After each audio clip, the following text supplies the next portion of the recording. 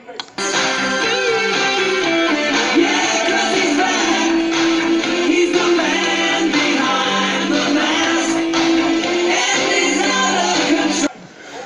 everyone, welcome back to another review, and this time we're going to be covering Friday the 13th Part 6, written and directed by Tom McLaughlin. I'm going to make this very short and very sweet. So after that abysmal failure that was The New Blood, we now come back with the 6th installment of the Friday the 13th film series, and thank God for this movie. This movie saves the franchise. You know, always saves the franchise. It invigorates it, gives it brand new life in a way. You know, the same way the bolt of lightning in this movie resurrected Jason, that same bolt of lightning coincidentally resurrected this entire franchise for its second half, which gives us Zombie Jason, who I call Franken Jason. I love this movie. I think this movie is fantastic. I love the whole gothic tone. It's heavily inspired by the great Universal monster movies. Come on, Jason's resurrected by lightning. Frankenstein, anyone? You know, you have like vampiric lore in there as well, where the only way to kill Jason is to return him to his home soil.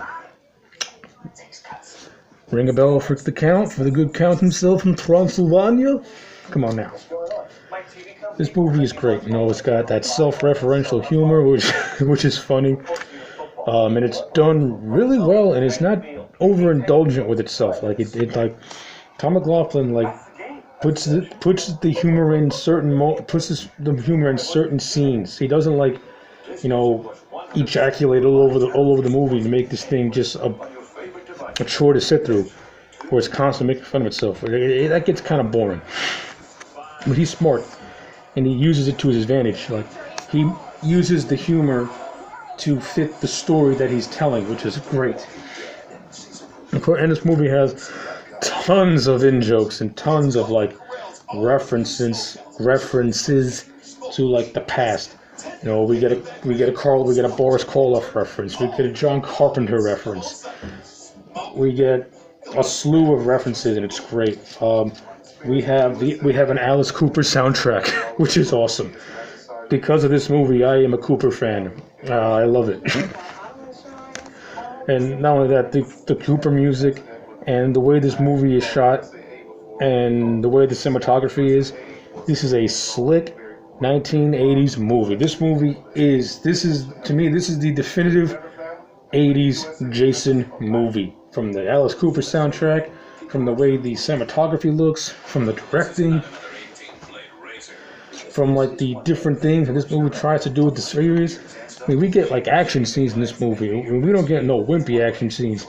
We get 2 car chases. One car chase involves Tommy Jarvis being, trying to prove to the sheriff that Jason's still alive. And the other car chase is to Hard Rock Summer by Alice Cooper, when Tommy and this girl are trying to escape the cops because they're trying to go to Crystal Lake to put it into Jason. It's great. This is such a fun movie. Got some good kills in this thing too. The triple head beheading was great. Jason pulling this guy's heart out of his chest is great. What he does to these 2 kids in a motorhome is just brutal. And of course, having Teenage Frankenstein by Alice Cooper play during that scene it just makes it even more fun and humorous in a way. And I like the humor in this movie because the movie is humor with the characters, but when Jason's on screen, it's serious, and it does a good job of balancing out the seriousness and its humorous side, making this, like I said, a very fun, a very witty, a very snappy and poppy type of movie, which is just what this franchise needed after that abomination that was Part 5. I like Tommy Jarvis I like Tom Matthews as Tommy Jarvis. He gives him a newfound energy, and he's very, very likable. I really like the chemistry that he and the character of Megan, played by Jennifer Cook, were having. That romantic interest between the two I thought was pretty cool. I also like Megan's relationship with her father. You know, Megan's attracted to the bad boy known as Tommy Jarvis, and her father's like, no, no, no, no, no, can't have that. So I like all that. I like how this movie is also able to mix up regular drama along with the horror aspect. Though it was really, really well handled, in my opinion. There's a lot more I can say, but I don't want to say a lot more. I want people who claim to be Jason fans.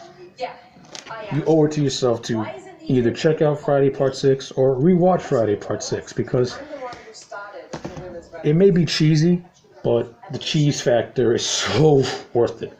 Because the movie is just having too much fun for you to be like, oh, it's so cheesy. That's the whole idea. It's cheesy fun. And Part 6 is the definition of cheesy. Jason Lives, the definition of cheesy fun.